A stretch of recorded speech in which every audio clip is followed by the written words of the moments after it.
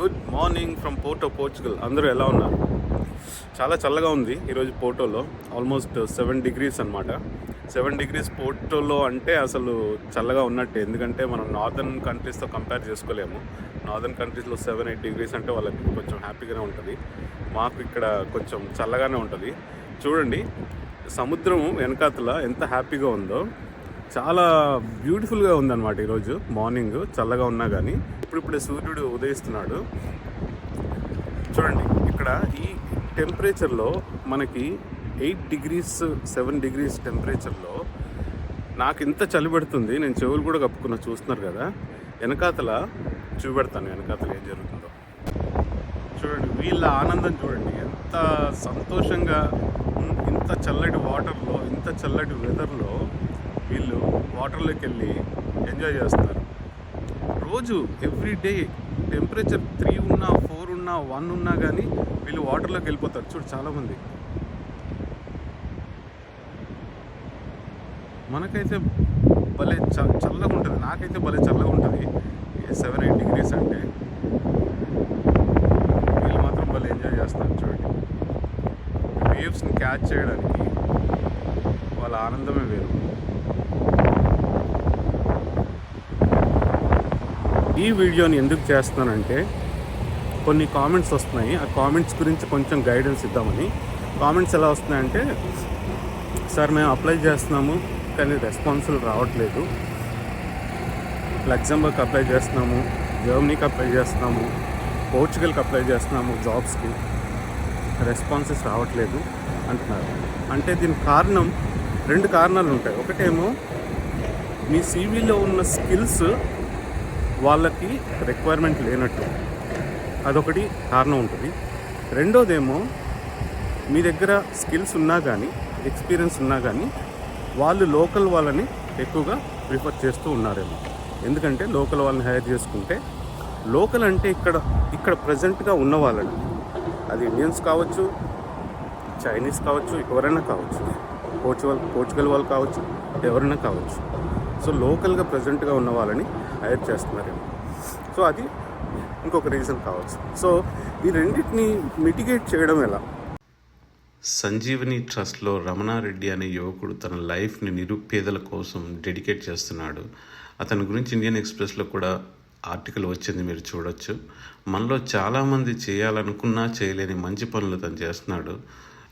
తను ఇలాంటి help continue చేయాలి అంటే తనకి మన హెల్ప్ డెఫినెట్గా అవసరము. నా తరపు నుండి నేను తోచిన సహాయం చేస్తున్నాను. మీకు తోచినంత సహాయం చేయాలి అనిపిస్తే కింద ఫోన్ నెంబర్ ఉంది, మీరు ఫోన్పే చేయొచ్చు. లేదా మీరు తన ట్రస్ట్కి కావలసిన సరుకులు, రైస్ కానీ, పప్పు కానీ, ఆయిల్ కానీ ఇలాంటివి డెలివరీ చేయొచ్చు. Please help him. Thank you so much in advance. Okay, first దానికి మనం చూద్దాం సీవీని ఎలా చేసుకోవాలి అన్నది మనం చూసుకుందాం. ఇప్పుడు ఏమవుతుందంటే, మీరు ఒక టెంప్లెట్ క్రియేట్ చేసుకోవాలి. సీవీ టెంప్లెట్, యూరోపాస్లో సీవీ టెంప్లెట్ క్రియేట్ చేసుకొని ఆ టెంప్లెట్ని మీరు ఏదైతే జాబ్కి అప్లై చేస్తున్నారో ఫస్ట్ ఆ జాబ్ డిస్క్రిప్షన్ను చూడండి. బాగా చూసి వాళ్ళు అడిగిన స్కిల్స్ మీ టెంప్లెట్లో ఇన్సర్ట్ చేసి మీరు ఒక కొత్త సీవీ క్రియేట్ చేయాలి. సో ఈ టెంప్లెట్ని మీరు జాగ్రత్తగా దాచిపెట్టుకుని ప్రతి జాబ్కి కొత్తగా ఒక సీవీని క్రియేట్ చేసుకొని పంపిస్తుండాలన్నమాట. సార్ ఎన్ని సీవీలను అలా తయారు చేస్తామంటే తప్పదు, మరి చేయాల్సి వస్తుంది.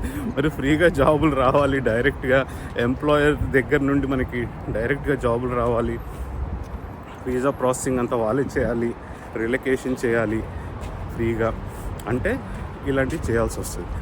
సో జాబ్ డిస్క్రిప్షన్ని బట్టి, వాళ్ళకున్న రిక్వైర్మెంట్స్ని బట్టి మనం సీవీ క్రియేట్ చేసుకుని పంపిస్తూ ఉండాలన్నమాట. అది one of the remedies CV గురించి. ఇంకొక రెమెడీ ఏంటంటే, లగ్జంబర్గ్కి చాలామంది వెళ్ళాలనుకుంటారు కానీ లగ్జంబర్గ్ వెళ్ళడం కష్టము. జాబ్ దొరికితే సూపరు చాలామందికి, కానీ వెళ్ళడం కష్టం అన్నమాట. అయితే దాన్ని ఎలా మనం మిటిగేట్ చేయాలి అంటే, మనము లగ్జంబర్గ్ని టార్గెట్ పెట్టుకోవాలి. కానీ చిన్న చిన్న కంట్రీస్ ఉంటాయి పక్కన, Romania, Bulgaria, eastern European countries ఉంటాయి. ఈ కంట్రీస్లోకి ఎంటర్ అయిపోవాలి. చెక్ రిపబ్లిక్ కానీ, హంగేరీ కానీ, రొమేనియా కానీ, బల్గేరియా కానీ, ఇలాంటివి అన్నమాట. వీటిలోకి ఎంటర్ అయిపోతే మనం ఒకసారి యూరోప్లోకి ఎంటర్ అయిన తర్వాత మీ స్కిల్ సెట్ కానీ అక్కడున్న జాబ్ రిక్వైర్మెంట్స్కి సరిపోతే వాళ్ళు మిమ్మల్ని ఈజీగా కన్సిడర్ చేస్తారు. ఎందుకంటే మీ ప్రెజెన్స్ యూరోప్లో ఉంటుంది కనుక, మీరు ఆల్రెడీ యూరోప్లో ఉన్నారు కనుక మీరు రిలొకేట్ అవ్వడానికి ఎక్కువ ప్రాబ్లం ఉండదన్నమాట. ఎందుకు చెప్తున్నానంటే, ఫర్ ఎగ్జాంపుల్ మీకు హంగేరీకో లేకపోతే లగ్జంబర్గ్కో జాబ్ ఆఫర్ వచ్చింది అనుకోండి, ఇండియాలో స్లాట్స్ దొరకడం చాలా కష్టం. ఎందుకంటే నేను రీసెంట్గా చూస్తున్నాను, చాలామంది చెప్తున్నారు అనమాట, హంగేరీ వర్క్ పర్మిట్స్ వచ్చాయి వాళ్ళకి, కానీ వర్క్ పర్మిట్ మాత్రం ఒక 1 monthలో వచ్చేస్తుంది, కానీ ఇండియాలో స్లాట్స్ దొరకట్లేదు. అసలు లేవు ఇండియాలో స్లాట్స్. పోలాండ్కి చాలా జాబ్స్ ఉన్నాయి, కానీ ఇండియాలో స్లాట్స్ లేవు. అదే పోలాండ్ జాబ్స్ కానీ, అదే హంగేరీ జాబ్స్ కానీ, అదే లగ్జంబర్గ్ జాబ్స్ కానీ మీరు యూరోప్లో ఏదో ఒక కంట్రీలో, చిన్న కంట్రీ అయినా పర్లేదు, ఎంటర్ అయిపోతే మీకు స్లాట్స్ నెక్స్ట్ డేకి కూడా దొరికే ఛాన్సెస్ ఉంటాయి. నేను చెప్తున్నాను, ఇది గ్యారంటీగా అంత ఈజీగా దొరుకుతాయి స్లాట్స్ ఇక్కడ. సో ఏదో ఒక కంట్రీకి జాయిన్ అయిపోయి, ఏదో కంట్రీకి వెళ్ళిపోయి అక్కడి నుండి మీరు పాత్వే క్రియేట్ చేసుకోవాలి. ఇది one of the ways. Okay, సరే మరి ఎలా వెళ్ళాలి, ఈ కంట్రీస్కి ఎలా వెళ్ళాలి అంటే ఆప్షన్స్. కొంచెం యంగ్ ఫెలోస్ అనుకోండి, చాలా చీప్గా ఉన్న యూనివర్సిటీలు చూసుకుని ఆ యూనివర్సిటీస్ త్రూ వెళ్ళిపోవాలి. ఈ కంట్రీస్లో, నేను చెప్పిన కంట్రీస్లో, ఈ బల్గేరియా కానీ, రొమేనియా కానీ, చెక్ రిపబ్లిక్ కానీ, హంగేరీ కానీ, ఇటువంటి కంట్రీస్లో స్టూడెంట్స్కి స్లాట్ దొరుకుతున్నాయి. ఇండియాలో వర్క్ పర్మిట్స్కి స్లాట్స్ దొరకట్లేదు. ఇది ఇంపార్టెంట్, గుర్తుపెట్టుకోండి. స్టూడెంట్స్కి మాత్రం స్లాట్స్ దొరుకుతున్నాయి. సో చీప్ యూనివర్సిటీస్ చూసుకుని మీరు ఆ కంట్రీస్కి ఎంటర్ అయిపోండి. వన్స్ ఎంటర్ అయిపోయిన తర్వాత మీరు కంటిన్యూ చేస్తూనే, స్టడీస్ కంటిన్యూ చేస్తూనే మీరు మీకు కావాల్సిన జాబ్ వెతుక్కోవచ్చు. ఆ కంట్రీలో కానీ, లేదా పక్కన ఏ కంట్రీలో అయినా సరే. మీకు కావాలంటే జర్మనీ, లగ్జంబర్గ్, పోర్చుగల్, ఎటువైపు అయినా సరే మీరు జాబ్ వెతుక్కోవచ్చు. మీ స్కిల్స్ ప్రకారం మీకు జాబ్ వస్తే మీకు రిలొకేషన్ చాలా ఈజీ, స్లాట్స్ ఈజీగా దొరుకుతాయి, మూమెంట్ చాలా ఫాస్ట్గా ఉంటుంది. సో ఈ విధంగా యంగ్స్టర్స్ చేసుకోవచ్చు. లేదా కొంతమంది ఏం చేస్తారంటే, యంగ్స్టర్స్ కాకుండా కొంచెం 30-35 ఆ ఏజ్లో ఉన్నవాళ్ళు వర్క్ పర్మిట్స్ ఉంటాయి, బ్లూ కాలర్ వర్క్ పర్మిట్స్ ఉంటాయి. కొంతమంది ఏజెంట్స్ చేస్తూ ఉంటారు, కానీ జెన్యూన్ ఏజెంట్ని పట్టుకోండి. ఏ ఏజెంట్ అయితే జెన్యూన్గా చేస్తాడో ఆ ఏజెంట్ని పట్టుకుని బ్లూ కలర్ జాబ్స్ అయినా పర్లేదు. బ్లూ కలర్ జాబ్స్ అంటే ఏముంటుంది, వేర్ హౌస్ జాబ్స్, ఫ్యాక్టరీస్లో జాబ్స్, ప్యాకింగు, పిక్కింగు, ఇలాంటి జాబ్స్ ఉంటాయి. ఈ జాబ్స్ తీసుకుని వెళ్ళిపోండి, వర్క్ పర్మిట్ తీసుకుని ఆ కంట్రీకి, ఆ చిన్న కంట్రీస్కి వెళ్ళిపోండి. మళ్ళీ సేమ్ ప్రాసెస్, మీకున్న స్కిల్స్ ప్రకారం మీరు మూవ్ అయిపోవచ్చు అన్నమాట. అది ఇంకొక ఆప్షన్. కొంచెం ఆల్రెడీ జెన్యూన్గా ఉన్నవాళ్ళు, మంచి ఎడ్యుకేషన్ ఉన్నవాళ్ళు, జెన్యూన్ ఎక్స్పీరియన్స్ ఉన్నవాళ్ళు, వీళ్ళు ఏం చేయొచ్చు అంటే, వీళ్ళు ట్రై చేస్తూ ఉంటారు, లగ్జంబర్గ్ కానీ, జర్మనీకి కానీ ట్రై చేస్తూ ఉంటారు. వీళ్ళు ఏం చేయొచ్చు అంటే, డైరెక్ట్గా ఈ చిన్న కంట్రీస్లో జాబ్స్ అప్లై చేయండి. ఎందుకంటే చాలామంది ఈ చిన్న చిన్న కంట్రీస్కి ఫోకస్ పెట్టరు, మోస్ట్లీ మేజర్ కంట్రీస్కే ఫోకస్ పెడతారు. మేజర్ కంట్రీస్ అంటే నేను చెప్పినట్టు లగ్జంబర్గ్ కానీ, జర్మనీ కానీ, ఆస్ట్రియా కానీ, పోర్చుగల్ కానీ, నెదర్లాండ్స్ కానీ, బెల్జియం కానీ, ఈ కంట్రీస్ మీద ఫోకస్ పెడతారు. ఓకే, సో మీరు బల్గేరియా, రొమేనియా, లాట్వియా, ప్లస్ చెక్ రిపబ్లిక్, హంగేరీ, ఇట్లాంటి చిన్న కంట్రీస్ని టార్గెట్ చేసుకొని మీరు ఎంటర్ అయిపోతే సేమ్ ప్రాసెస్, మళ్ళీ మీకు కూడా జాబ్స్ తొందరగా దొరికే ఛాన్సెస్ ఉంటాయి. ప్రాసెస్ చాలా తొందరగా అయ్యే ఛాన్సెస్ ఉంటాయన్నమాట. ఇది ఈ విధంగా మనము చేసుకోవచ్చు. కొంతమందికి ఏంటంటే, మేము ఇవన్నీ చేయలేమండి, మా దగ్గర డబ్బులు ఉన్నాయి మేము వచ్చేస్తామంటే సరే, అది కూడా ఓకే. ఇన్వెస్ట్మెంట్ వీసా కానీ గోల్డెన్ వీసా కానీ చేసుకోవాలనుకుంటే మీరు కొన్ని కంట్రీస్ ఉన్నాయి చాలా తక్కువగా అయిపోతాయి. ఫర్ ఎగ్జాంపుల్ లాట్వియా అనుకుంటా, దానికి 60,000 ఎంతో కావాలి ఇన్వెస్ట్మెంట్. మిగతా కంట్రీస్తో పోలిస్తే లాట్వియా ఇన్వెస్ట్మెంట్ చాలా తక్కువ. సో మీలాంటి వాళ్ళు ఏం చేయొచ్చు అంటే లాట్వియా లాంటి కంట్రీకి 60,000 ఇన్వెస్ట్మెంట్ పెట్టేసి వెళ్ళిపోతే అక్కడ నుండి మీ లైఫ్ జర్నీ స్టార్ట్ అవుతుంది. మీరు బిజినెస్లు చేసుకోవచ్చు, లేదా జాబ్ చేసుకోవచ్చు, ఏదైనా చేసుకోవచ్చు. లేదు అనుకుంటే లాంగ్ ప్రాసెస్ ఏంటంటే పోర్చుగల్ కూడా ఉంది. పోర్చుగల్ D2 వీసా ఉంది, బిజినెస్ వీసా. అది ఆంటర్‌ప్రెన్యూర్ వీసా అనమాట. అంటే మేము వచ్చి బిజినెస్ సెటప్ చేస్తాము అన్న కాన్సెప్ట్తో మనము అప్రోచ్ అవుతాం అనమాట D2 వీసాకి. లేదా D7 వీసా ఉంది. D7 వీసా అంటే ప్యాసివ్ ఇన్కమ్ వీసా, మీకు తెలిసే ఉంటుంది చాలామందికి. ప్యాసివ్ ఇన్కమ్ వీసా అంటే మనకి రెంటల్ ఇన్కమ్ కానీ లేదా మనకి పొలాలు ఉన్నాయి, వాటి మీద ఇన్కమ్ వస్తుంది రెగ్యులర్గా, నెలకి 1,00,000-1,50,000 వస్తుంది అని మనం రెగ్యులర్గా చూపెట్టుకుని ట్యాక్స్ రిటర్న్స్ అవన్నీ కరెక్ట్గా చూపెట్టుకుంటే మనకి D7 వీసా కూడా అప్లై చేసుకోవచ్చు. కాకపోతే ప్రాసెస్ లెంది. దానికి మినిమం మనం ఇప్పుడు స్టార్ట్ చేస్తే ప్రాసెస్ ఒక 1 year పట్టవచ్చు. లాంగ్ ప్రాసెస్ అనమాట. ఆ ప్రాసెస్ లెంది ఎందుకంటే అది కూడా మళ్ళీ ఇండియాలోనే ప్రాబ్లం.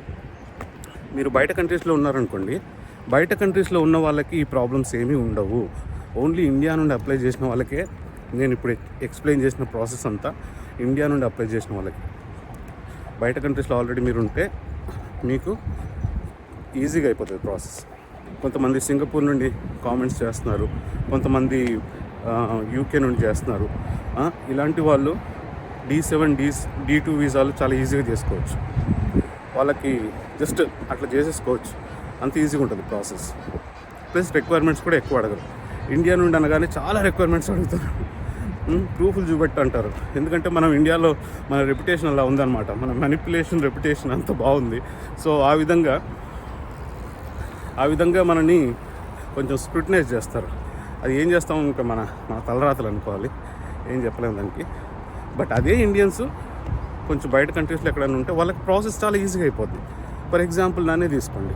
నేను సౌత్ ఆఫ్రికా నుండి పోర్చుగల్కి అప్లై చేయడానికి నాకు నెక్స్ట్ డే స్లాట్ దొరికింది. అలాగే మా వైఫ్కి కూడా, అలాగే మా అత్తగారికి కూడా 24 hours స్లాట్ దొరుకుతుంది అనమాట.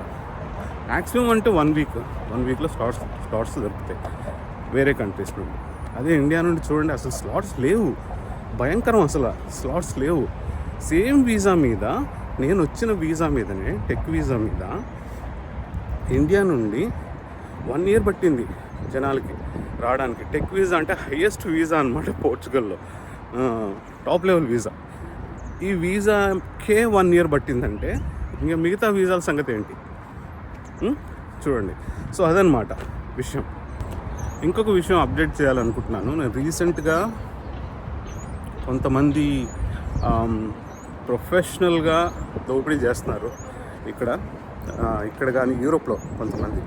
చాలామంది మంచి ప్రొఫెషనల్ వెబ్సైట్స్ పెట్టుకుని మేము D2 చేస్తాము, D7 చేస్తాము, ఇన్వెస్ట్మెంట్ వీసాలు చేస్తాము, గోల్డెన్ వీసాలు చేస్తాము అని చెప్పేసి ప్యూర్ ప్రొఫెషనల్. అసలు వాటిని ఆ వెబ్సైట్స్ చూస్తే డౌట్ కూడా రాదు, అంత బ్యూటిఫుల్గా వెబ్సైట్ క్రియేట్ చేసుకుని చేస్తున్నారు. ఎవరంటే మోస్ట్లీ ఫ్రమ్ యుక్రెయిన్. సో మీరు చూసుకోండి, నేను పేర్లు చెప్పను ఎందుకంటే బాగోదు. సో సోషల్ మీడియాలో పేర్లు బ్లేమ్ చేయడానికి ఉండదన్నమాట. కాకపోతే ఎవరి జాగ్రత్తలో వాళ్ళు ఉండాలి. సో దీన్ని కనుక్కోవాలంటే ఫస్ట్ మీరు ఏదైనా వెబ్సైట్ని అప్రోచ్ అవ్వాలనుకుంటే 2 or 3 థింగ్స్ చేయండి. ఏంటంటే ఫస్ట్ వెబ్సైట్ జెన్యూనా కాదా అన్నది తెలుసుకోండి. మీరు గూగుల్లోకి వెళ్ళి ఈ వెబ్సైట్ జెన్యూనా కాదా అని చెప్తే మీకు ఆ డీటెయిల్స్ మొత్తం వస్తాయి. ఓనర్ ఎవరు, ఎక్కడ రిజిస్టర్ అయింది, IP ఎక్కడుంది, ఈ డీటెయిల్స్ అన్నీ వస్తాయి. ఎప్పటి నుండి ఈ వెబ్సైట్ ఆన్లైన్లో ఉంది, ఓకే. సో ఎప్పటి నుండి కమెన్స్ అయింది అన్నది డీటెయిల్స్ మొత్తం మీకు ఫుల్గా ఉంటుందన్నమాట. వాళ్ళు ఏం చేస్తారంటే కొంతమంది మేము 25 years నుండి బిజినెస్లో ఉన్నాం అంటారు, 4 రోజుల క్రితం వెబ్సైట్ క్రియేట్ చేసి ఉంటారు అనమాట. సో అది one of the things to find out. ఇంకొకటి ఏంటంటే మీరు కాంటాక్ట్ చేసినప్పుడు వాళ్ళని చాలా బ్యూటిఫుల్గా చాలా బాగా మాట్లాడతారు వాళ్ళందరూ. మీరేం అడగండి అంటే, ఓకే మీరు ఏదైనా కంట్రీకి అప్లై చేస్తున్నారు అనుకోండి, ఫర్ ఎగ్జాంపుల్ పోర్చుగల్కి అప్లై చేస్తున్నారు, వాళ్ళ ఆఫీస్ ఇక్కడ ఉండదు, వాళ్ళ అసలు ఏం ఉండదు ఇక్కడ, కానీ ఫోన్ నెంబర్స్ ఉంటాయి. ఆ ఫోన్ నెంబర్స్ చెక్ చేయండి. నెంబర్ వన్ ఏంటంటే ఆ phone number Portugal phone number ఉండదు, అది ఎక్కడదో ఫోన్ నెంబర్ ఉంటుంది, రైట్? అదొకటి. అండ్ నెంబర్ 2 ఏంటంటే ఒకవేళ పోర్చుగల్ ఫోన్ నెంబర్ ఉన్నా కానీ మీరు మోసపోకండి, అరే పోర్చుగల్ ఫోన్ నెంబర్ ఉంది కదా అని చెప్పేసి. ఇలాగే నేను 2-3 వెబ్సైట్స్కి కాంటాక్ట్ చేశాను అనమాట. సర్లే ఫోన్ నెంబర్ ఇక్కడే ఉంది కదా, వెళ్ళి కలుద్దామని చెప్పేసి. ఇన్ఫర్మేషన్ ఏదన్నా మంచి జెన్యూన్ కన్సల్టెంట్, జెన్యూన్ లాయర్స్ అయితే మన సబ్స్క్రైబర్స్కి యూస్ఫుల్ అవుతుందని చెప్పేసి సరే వెళ్ళి కలుద్దాం అనుకొని ఇప్పటివరకు ముగ్గురిని కాంటాక్ట్ చేశా. 3 పెద్ద కంపెనీలు, అంటే పెద్ద కంపెనీలు అంటే వాళ్ళు చెప్పుకునే విధంగా పెద్ద కంపెనీలు, ఆన్లైన్లో ప్రెజెన్స్ కాంటాక్ట్ చేసి అంతా బాగానే ఉంది. నా దగ్గర కొంతమంది సబ్స్క్రైబర్స్ ఉన్నారు, వాళ్ళు ఇంట్రెస్టెడ్ ఉన్నారంటే తక్కువని వచ్చేస్తున్నారు రెస్పాన్స్ ఇవ్వడానికి. ఎందుకంటే చాలామందిని మోసం చేయొచ్చు కదా అని ఒకేసారి గ్రూప్లో వచ్చేస్తున్నారు. అంతా అయిపోయిన తర్వాత సరే లాస్ట్కి నాకు అపాయింట్మెంట్ ఇవ్వండి, మీరు ఇక్కడే ఉన్నారు కదా పోర్టోలో, లిస్బన్లో, పోర్చుగల్లో, నేను వచ్చి పర్సనల్గా నేను మొత్తం డీటెయిల్స్ అన్నీ మాట్లాడతానంటే అయిపోయింది, దట్స్ ఇట్. అక్కడికి కట్ చేసేసి బ్లాక్ చేసేస్తున్నారు నన్ను. సో ఆ విధంగా దాని అర్థం ఏంటి అంటే బోగస్ కంపెనీలు అనమాట. బోగస్ కంపెనీలు, మంచి లాయర్ల ఫోటోలు పెడతారు వీళ్ళు. సో ఈ వెబ్సైట్ జెన్యూనా కాదా అన్నది మీరు గూగుల్లోకి వెళ్ళి చూసుకుంటే అది ఎక్కడ రిజిస్టర్ అయింది, మోస్ట్లీ యుక్రెయిన్లోనో ఎక్కడో రిజిస్టర్ అయి ఉంటుంది. ఈ డీటెయిల్స్ అన్నీ చూసుకొని జాగ్రత్తగా ఉండండి. కొంతమంది ఆల్రెడీ పే చేశారనమాట, వాళ్ళు నాకు కామెంట్స్ పెట్టారు, అంటే ఇన్స్టాగ్రామ్లో చాట్ చేస్తున్నారు నాతో, అన్న ఇలా మేము పే చేసాము, ఇనీషియల్ అమౌంట్ లక్కీగా ఎక్కువ ఏం పే చేయలేదు, ఒక ఇనీషియల్ అమౌంట్ €100, €200 అలా పే చేశారంట. పే చేసిన తర్వాత వాళ్ళు ఏదో కాల్లో మాట్లాడతారంట, కాల్లో మాట్లాడి ఓన్లీ జూమ్ కాల్ అంటారంట. జూమ్ కాల్ అని చెప్పేసి జూమ్ కాల్ మాట్లాడేసి నెక్స్ట్ ప్రాసెస్కి వెళ్ళడానికి మీరు €1000 కట్టాలంటారంట. సో వీళ్ళందరూ ఏంటి నాకు మెసేజ్ పెడతారు, నేనేం చేయాలి అప్పుడు? డబ్బులు కట్టేసిన తర్వాత ఒక ఇనిషియల్ పేమెంట్ కట్టేసిన తర్వాత నాకు కాంటాక్ట్ చేస్తే నేనేం చేయాలి? సర్లే మిగతాదన్నా మోసపోకుండా ట్రై చేద్దామని చెప్పేసి అలా చేసుకుంటూ వస్తున్నాను అనమాట. సో ఫైనల్గా తేలింది ఏంటంటే ఇవన్నీ బోగస్ కంపెనీలు. సో జాగ్రత్తగా ఉండండి, డబ్బులు ఊరికే రావు. సో జాగ్రత్తగా ఉండండి. అలా అని చెప్పి అన్ని కంపెనీస్ బోగస్ కంపెనీస్లో ఉండవు. సో మనము ఓన్గా రీసెర్చ్ చేసి అసలు ఈ కంపెనీ రియలా బోగసా అని తెలుసుకున్న తర్వాత మనం అప్రోచ్ అవ్వాలి. చాలా జెన్యూన్ కంపెనీస్ కూడా ఉన్నాయి, కాకపోతే వాళ్ళ లెవెల్ ఆఫ్ ఛార్జింగ్ డిఫరెంట్గా ఉంటుంది. వాళ్ళు నార్మల్గా, ఎందుకంటే ప్రాపర్ లాయర్స్ ఉంటారు వాళ్ళ లెవెల్ ఆఫ్ ఛార్జింగ్ ఫీలు ఇంకా వేరే విధంగా ఉంటాయి. దానికి ప్రిపేర్ అయితే నో ప్రాబ్లం. మీరు ఓపిక, ఫైనాన్షియల్గా ఓపిక ఉంటే మీకు నో ప్రాబ్లం. కానీ ఈ చిన్న తక్కువ ఫీజులు అడుగుతారు కదా, వీళ్ళ దగ్గరికి మాత్రం వెళ్ళకండి. నేను యాక్చువల్గా సబ్స్క్రైబర్స్కి హెల్ప్ చేయడానికి ఒక లాయర్తో మాట్లాడాను. అంటే నా పర్సనల్గా నాకు రోజు కాదు, నా లైఫ్లో నేను ఇక్కడికి వచ్చినప్పటి నుండి నాకు అతను హెల్ప్ చేస్తున్నాడు అనమాట. ఆ లాయర్తో మాట్లాడాను. ఆ లాయర్ D2 వీసాకి కావాల్సిన కంపెనీ రిజిస్ట్రేషన్స్ కానీ ఇవన్నీ తనే చేస్తాడు. So that's a good thing.